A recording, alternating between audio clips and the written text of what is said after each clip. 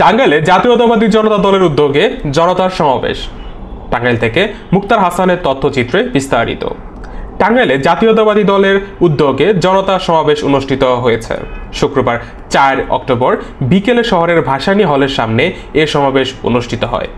সমাবেশে জনতা দলের টাঙ্গাইল জেলা শাখার সভাপতি মোহাম্মদ সাইফুল ইসলামের সভাপতিত্বে প্রধান অতিথি হিসেবে বক্তব্য রাখেন টাঙ্গাইল জেলা বিএনপির সাধারণ সম্পাদক অ্যাডভোকেট ফরহাদ ইকবাল।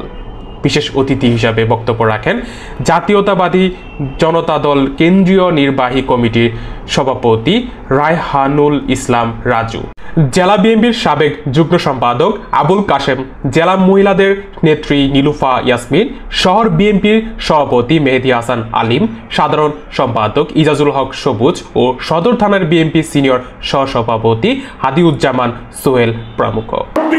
সরকারকে উৎখাত করার জন্য আমরা এই সক্ষমতা অর্জন করেছি। ভারপ্রাপ্ত চেয়ারম্যান দেশ নায়ক তারেক রহমানের নির্দেশনায় একটি কর্মীও আমাদের দল ত্যাগ করে নাই। এমন কোন কর্মকাণ্ড নাই বাংলাদেশে যে তারা করছে না, কর্মী প্রকাশ্যে নাই। এক এক দিন এক এক ভাবে ফেসবুকে তারা পোস্ট করছে।